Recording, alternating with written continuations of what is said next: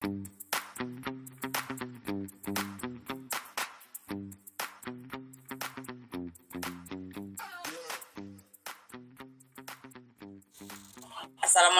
warahmatullahi wabarakatuh. Waalaikumsalam warahmatullahi wabarakatuh. Alhamdulillah, puji syukur kita panjatkan kepada Allah Subhanahu wa Ta'ala yang telah memberikan hidayah rahmat kepada kita pada kesempatan pada pagi ini di ruang Google Meet. Kita bisa berkumpul dalam rangka diseminasi program diklat Didamba kelas misi luar angkasa. Terima kasih kepada ibu-ibu yang bersedia meluangkan waktunya pada acara pagi ini. Pada kesempatan ini saya akan memaparkan hasil diklat P4TK IPA pada kelas misi luar angkasa.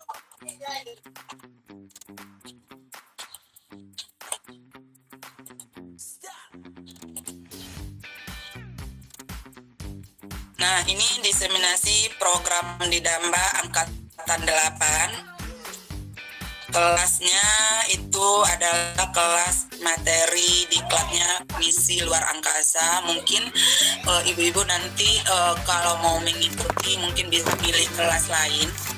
Dan pada saat ini berada pada angkatan 8. Tujuan diseminasi ini pada pagi ini saya akan memaparkan pengenalan program Didamba, diklat daring masif dan terbuka. Kemudian ada pendidikan STEM, sains, teknologi, engineering, dan matematik. Kemudian baru kelas misi luar angkasa. Nah, ibu-ibu ini mungkin bingung ya, Didamba namanya kok Didamba. Nah, berdasarkan Undang-Undang Nomor 30 tahun 2003 itu tentang Sistem Pendidikan Nasional, dinyatakan bahwa pendidik dan tenaga pendidikan berhak memperoleh pembinaan karir sesuai dengan tuntutan pengembangan kualitas. Maka oleh karena itu P4TK IPA sebagai unit pelaksana teknis Kemendikbud melaksanakan program Didamba ini. Nah, Didamba ini adalah pembelajaran yang diselenggarakan secara daring dengan tujuan agar dapat diikuti oleh sejumlah besar peserta dengan cara mengakses web yang berisi bahan bacaan, video, tugas-tugas yang memfasilitasi peserta untuk mencapai kompetensi yang ditawarkan. Mungkin juga ibu-ibu juga sering menjadi peserta di diklat sebelumnya seperti AKM yang diselenggarakan oleh Kemendikbud ya ibu-ibu ya. Nah, ini Didamba, ini penyelenggaranya adalah P4TK IPA. Nah, gimana sih cara daftar Didamba ini ibu-ibu? Nah, kalau untuk gelombang berikutnya ibu-ibu mungkin ada punya kesempatan waktu bisa ikut diklat ini dengan cara itu yang pertama buka alamannya https teman-ipa.p4tkipa.net. Kemudian masuk ke login.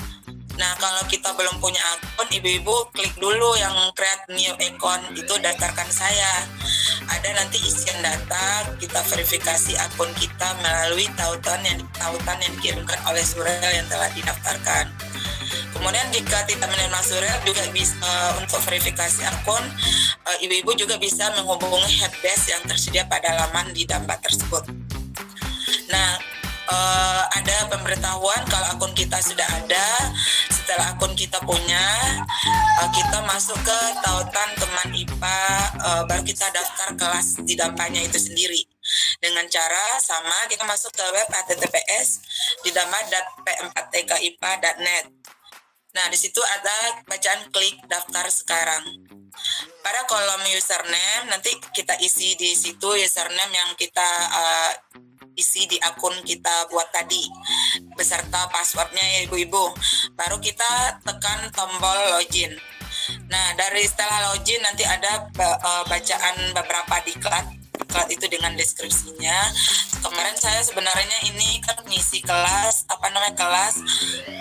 misi luar angkasa pada pelajaran stokiometri. Nah, sebenarnya ada kemarin itu mata pelajaran lainnya khususnya IPA. Kalau kimia saya nandanya kimia itu ada pembelajaran koloid. Kelasnya kebetulan habis full, jadi saya milihnya ini yang misi luar angkasa. Jadi ibu-ibu bisa di situ memilih jenis diklatnya. Kemudian sistem teman IPA secara otomatis mengkonfirmasi bahwa peserta sudah memilih kelas di Damba. Peserta yang terdaftar ini itu kemudian seleksi. Ini ada batasannya ibu-ibu, maksimalnya mungkin 1 sampai 40 orang dalam satu diklat seluruh Indonesia. Jadi ada fullnya, nggak semua diseleksi di situ. Nah, pengumuman hasil seleksinya juga bisa kita akses di surel kita itu sebagai peserta. Kemudian paradigma pendidikan nasional abad 21. Nah, di sini sebelum STEM ada paradigma pendidikan nasional abad 21. Pendidikan abad 21 ini harus berorientasi pada ilmu pengetahuan matematik dan sains alam disertai dengan sains sosial dan kemanusiaan. Kemudian pendidikan membangun sikap keilmuan yang kritis, logis, analitis, dan kreatif, dan mampu beradaptasi. Pada setiap jenjang pendidikan perlu ditanamkan jiwa kemandirian. Nah, bagaimana sih hubungannya paradigma belajar abad 21 ini dengan pembelajaran STEM yang ingin saya jelaskan nanti? Nah, ada ciri-ciri abad 21 ini. Yang pertama itu ada informasi. Nah, model pembelajarannya itu pembelajaran diarahkan untuk mendorong peserta didik, mencari tahu dan berbagai sumber observasi. Tapi di sini dia yang mencari tahu ya ibu-ibu, kalau informasi tadi, dan bukan kita yang diberitahu. Dia yang rasa ingin tahunya lebih besar di para belajar abad 21 ini. Kemudian komputasi ini lebih cepat memakai mesin. Nah, pembelajaran di sini modelnya itu diarahkan anak-anaknya untuk merumuskan masalah dulu, bertanya, kemudian menjawab dengan cara menyelesaikan masalah. Kemudian otomasi, menjangkau segala pekerjaan rutin.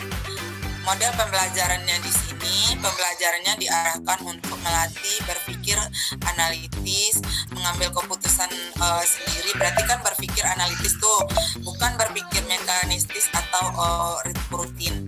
Kemudian ada lagi cirinya komunikasi, itu di mana saja. Nah, ini menekankan pentingnya kerjasama dan kolaborasi dalam menyelesaikan masalah. Nah, ada 4 di sini tipe pembelajaran dari abad 21 tadi, yaitu cirinya yaitu pertama creativity atau kreativitas. Di sini yang di kemampuan untuk mengembangkan, melaksanakan dan menyampaikan gagasan itu bisa elaborasi, terus mengambil resiko penyempurnaan. Yang kedua ada critical thinking. Kemudian di sini kegiatan PPM yang dirancang itu mendekati saintifik, ada 5. Yang pertama mengamati, menanya, mengumpulkan informasi, kemudian mengolah informasi dan mengkomunikasikan. Yang keempat itu komunikasi. Komunikasi ini berarti memahami, mengelola, dan menciptakan komunikasi yang efektif dalam berbagai bentuk secara lisan, tulisan, dan multimedia. Kemudian ada kolaborasi. Kolaborasi ini bekerja sama dengan kelompok. Nah, 4 pilar belajar 4 di abad 21 ini menurut UNESCO. Mungkin ibu juga pernah diikut di diklat lain mendengar 4 pilar belajar di abad 21 ini. Bagaimana? Yang pertama, 1 learning to know, belajar untuk mencari tahu. Yang kedua, learning to do, belajar untuk mengerjakan. Yang ketiga, learning to be, belajar untuk menjadi pribadi. Yang keempat, learning to live together, belajar hidup berdampingan. Nah, teman-teman, ibu-ibu kalau mau ini ada materi ini, kalau lebih jelasnya kan saya ada hasil diklatnya nanti. Yang jelas saya memaparkan ini ada 4 pilar belajar di abad 21 menurut UNESCO. Nah, sistem pendukung pembelajaran abad 21 ini kalau IPA itu dilaksanakan secara inquiry dengan pendekatan yang berpusat pada siswa untuk menumbuhkan kemampuan berpikir, kreatif, dan kritis, dan mampu menyelesaikan masalah, melatih kemampuan berinovasi, dan menekankan pada pentingnya kolaborasi dan komunikasi. Nah, pembelajaran abad 21 ini adalah pembelajaran STEM. STEM ini sains, teknologi, engineering, dan mekanik, matematik. Ini ada hubungannya pembelajaran abad 21 ini dengan STEM. Nah, sebelumnya saya jelaskan itu filosofi dari STEM ini. STEM ini menjadi sebuah keharusan kita sebagai guru, sebagai tenaga pengajar untuk mempersiapkan anak didik kita menghadapi dunia nyata yang penuh masalah agar siap dalam persaingan global.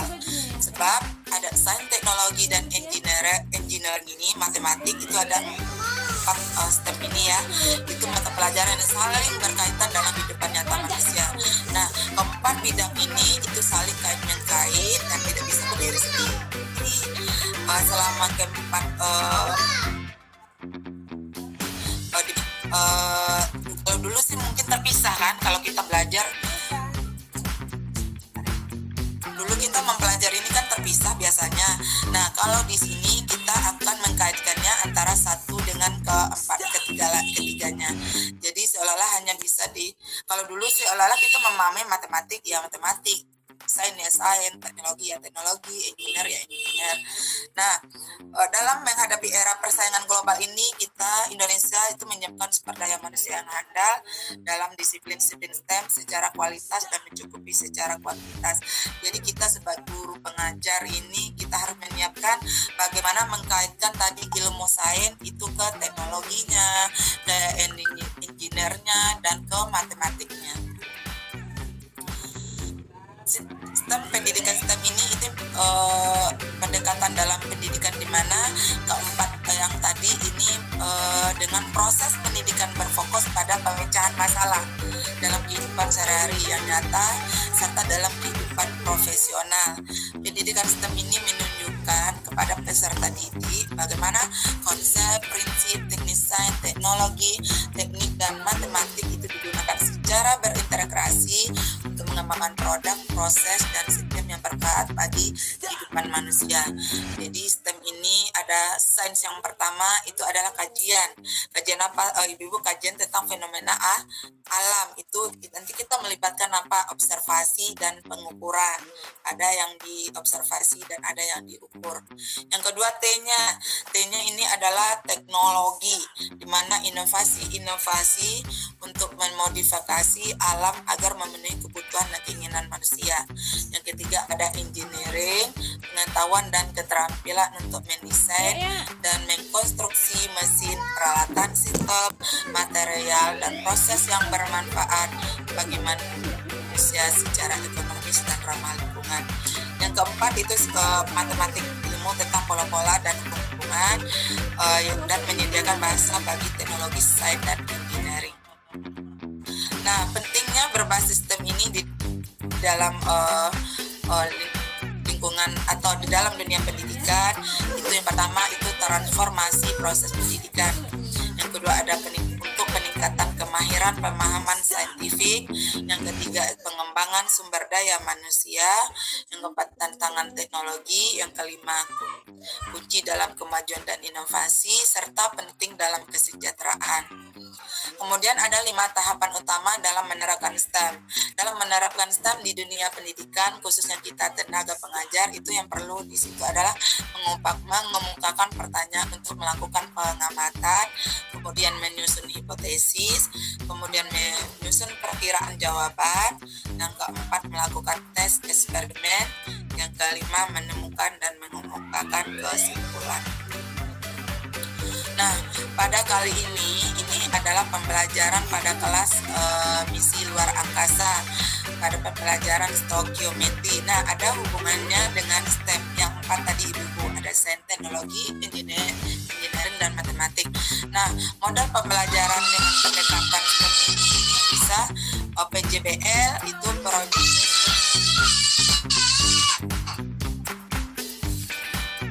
kemudian model problem based learning. baru model LearnCircle atau 5E. Mungkin ini ada pada model-model pembelajaran yang bisa kita gunakan untuk pendekatan STEM. Nah, pada unit pembelajaran ini berisikan pembahasan tentang topik hukum-hukum dasar kimia yang diaplikasikan pada bagaimana sih stasiun luar angkasa NASA merubah karbon dioksida di atmosfer menjadi gas oksigen dengan menggunakan prinsip reaksi kimia dan hukum dasar kimia. Nah, di sini note-nya saya kan nggak bisa tampilkan ibu-ibu. Nah, sebelumnya saya tampilkan dulu slide. Contoh slide-nya ya ibu-ibu ya. Kalau di sekolah sebelum kita mencoba mengaplikasikan STEM tadi, itu kita tetap seperti biasa kita di dalam kelas itu kita lihat materi yang bisa kita STEM-kan. Materi yang kita STEM-kan ini karena tidak semua materi juga bisa kita STEM-kan. Jadi kita bisa pilih materi yang bisa kita STEM-kan. Nah, berarti kan ada masuk empat tadi. Sainsnya apa, kemudian teknologinya, engineering dan matematiknya. Nah, di sini saya masuk ke ini yang stokiometri tadi. Saya coba itu materi pembelajaran di kelas 1 semester 2. Mungkin itu Bu Tuti tahu ya, itu pembelajaran tentang perhitungan kimia ya Bu Tuti ya. Hukum-hukum dasar kimia. Jadi di sini saya coba bikin RPP-nya. Seperti biasa ini ada KI-nya yang kita cantumkan. Kemudian ada KD, KD3 dan KD4. Nah, kita seperti biasa ada KD dan pencapaian indikator yang kita bikin di RPP yang kita buat. Nah, di sini yang membedakannya tujuan pembelajarannya.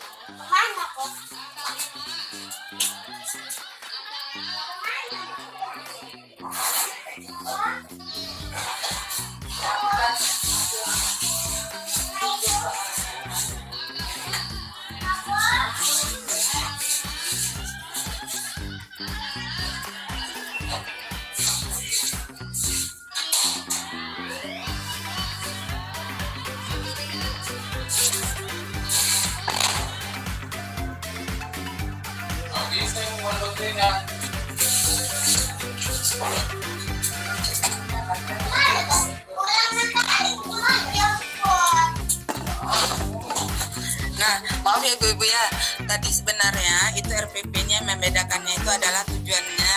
Kalau bikin di RPP STEM ini ada melalui model pembelajaran STEM, project kita pakai PBL, project based learning.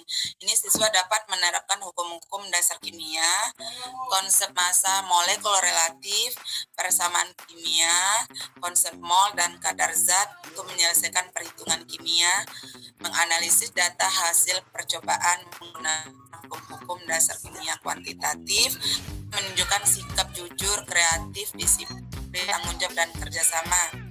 Nah, materi pembelajaran di sini adalah aplikasi dalam misi dan pembelajaran pendekatannya saintifik, modelnya PBL dan metode yang kita laksanakan ada hukum yang akan kita dicoba pada misi luar angkasa. Nah, ini alatnya ada selotip, ada kartu indeks, gunting, bola, kapas ya teman-teman ibu. Kemudian ada kertas tisu, pembersih pipa, skala, kemudian ada lada hitam, boleh diganti dengan partikel kecil lainnya seperti bubuk kopi atau bubuk kakao juga bisa. Kemudian 1-2 kotak sepatu atau kotak kardus juga bisa kita gunakan itu. Kemudian pengering rambut atau kipas angin. Nah, ada sumber belajarnya itu handout pembelajaran IPA berbasis STEM integrasi kurikulum 2013. Nah, pertemuannya ini pendahuluannya sama mungkin teman-temannya, karena tadi kita model pembelajarannya ada APBS, kemudian sini ada STEM-nya nanti.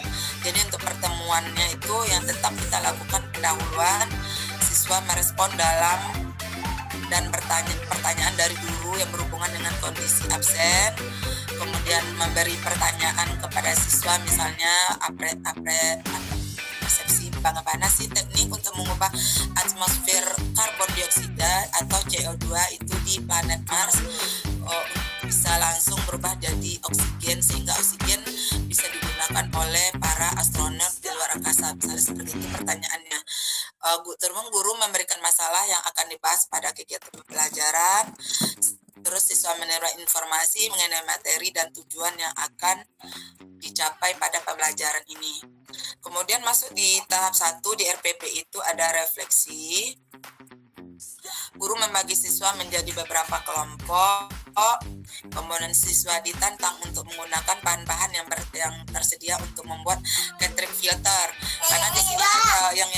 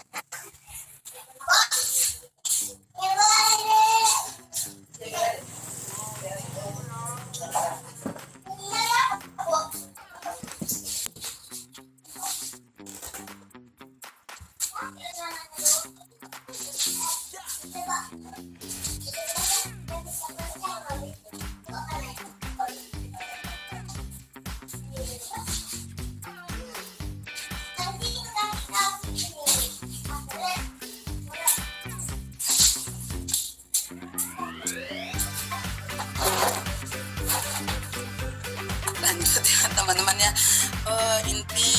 Tahap intinya itu kegiatan itu ada refleksi. Guru membagi siswa menjadi beberapa kelompok, kemudian siswa ditantang untuk menggunakan bahan yang tersedia untuk membuat catering filter.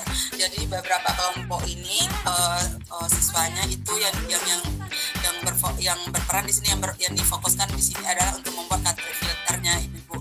Jadi itu fungsinya untuk menangkap karbon dioksida yang beracun. Itu disimulasikan dengan menggunakan yang tadi saya bilang tadi, ada boleh bubuk kopi, bubuk kakao atau partikel lainnya. Jadi guru menyampaikan tugas proyek yang akan dibuat siswa. Jadi di sini tujuannya berarti kan siswa tadi membuat proyek berarti catering filter tadi yang akan dikerjakan oleh siswa. Kemudian guru membagikan LKS. Tahap 2-nya itu yang risetnya itu guru memberikan kesempatan kepada siswa dalam mencari sumber-sumber informasi tentang misi luar angkasa atau tentang proyek yang akan dia kerjakan. Kemudian setiap kelompok diberikan daftar alat bahan yang tersedia, kartu indeks atau membersih pipa dapat digunakan untuk membangun perimeter atau membuat filter, sedangkan bahan lain dapat digunakan untuk menangkap kontaminan kimia. Kemudian kita instruksikan kepada semua kelompok bahwa filter yang mereka buat ini harus pas berdiri di kotak sepatu, tidak boleh sepenuhnya menghalangi aliran udara, harus dibangun hanya dengan bahan yang disediakan. Dapat diuji beberapa kali sebelum implementasi akhir. Kemudian guru memberikan self dan press assessment untuk melihat keaktifan masing-masing siswa dalam kelompok. Kemudian tahap 3, guru memberikan kesempatan kepada siswa untuk mendiskusikan tugas proyek yang dibuat tadi. Kemudian guru memberikan pilihan alat dan bahan yang akan digunakan dalam pembuatan proyek, menekankan yang 4 tadi ya Ibu-ibu. Jadi di sini saya coba dalam tugas yang dia kerjakan proyek ini sebenarnya itu pembuatan cutter filter tadi. Kita tengok dari segi sainnya. Dari segi sainnya tadi, misalnya faktanya itu ada 3 macam wujud, itu padat, cair, dan gas. Litium hidroksida digunakan sebagai penyaring gas karbon dioksida di luar angkasa oleh NASA. Nah, di sini tadi kita pakai bubuk.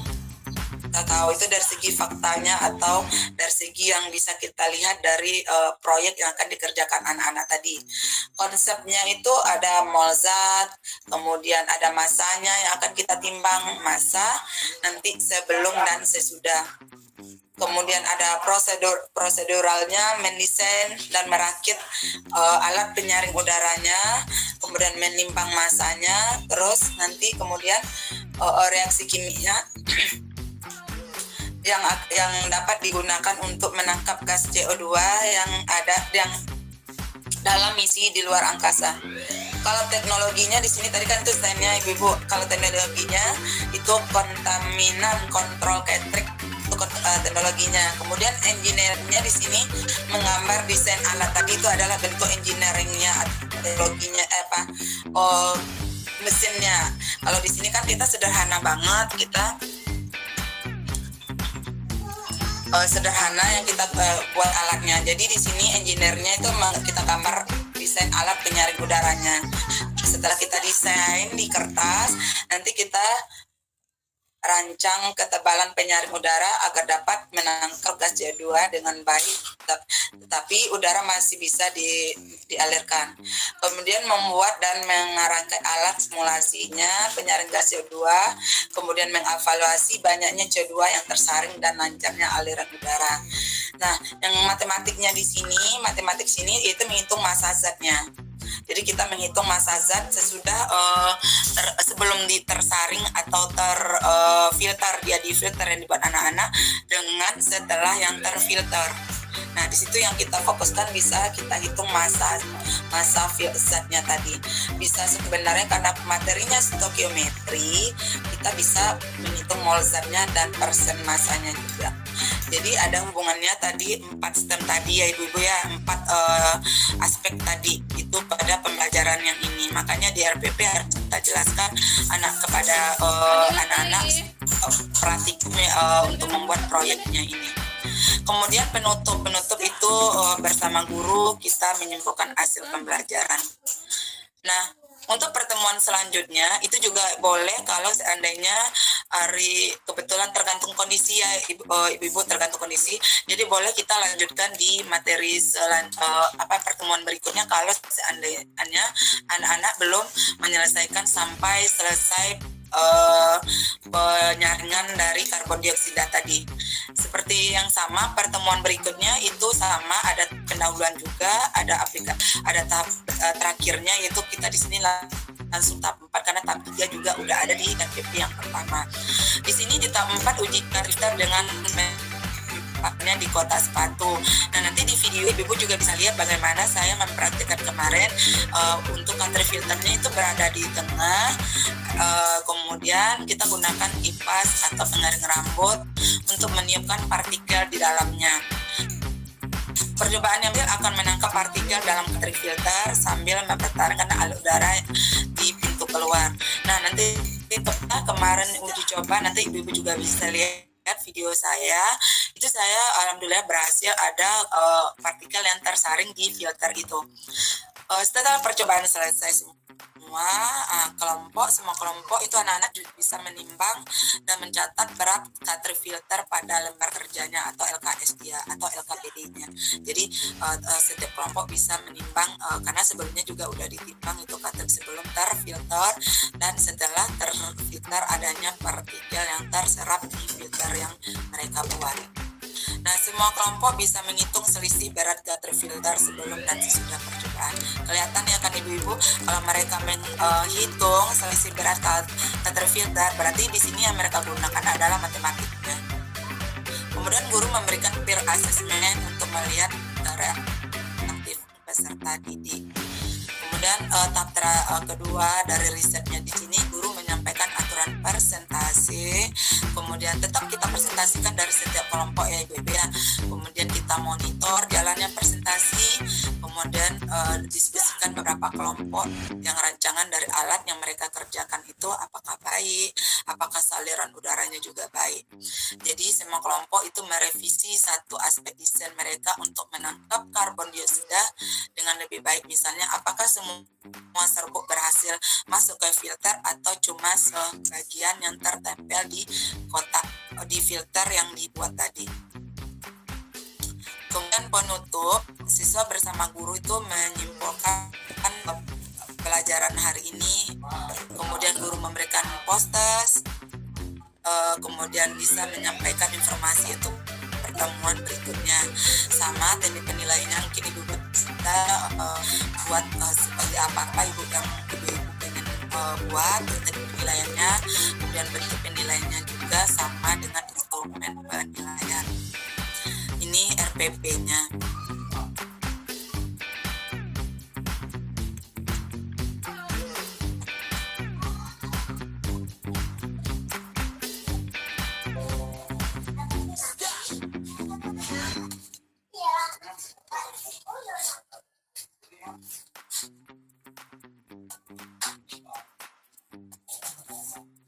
Nah, ini saya kembalikan ke yang diseminasi tadi. Mungkin ibu-ibu bisa nanti melihat video bagaimana jalannya mereka membuat proyek Katrik filter yang saya buat. Nah, ini khususnya saya kemarin saya perhatikan mungkin besok mungkin anak sama ibu-ibu coba praktekkan bersama anak-anak disusun di RPP-nya. Nah, mungkin saya minta bantuan sama teman saya, Bu Yuli, gimana sih saya bikin videonya, mungkin bisa bantu Bu Yuli videonya Bu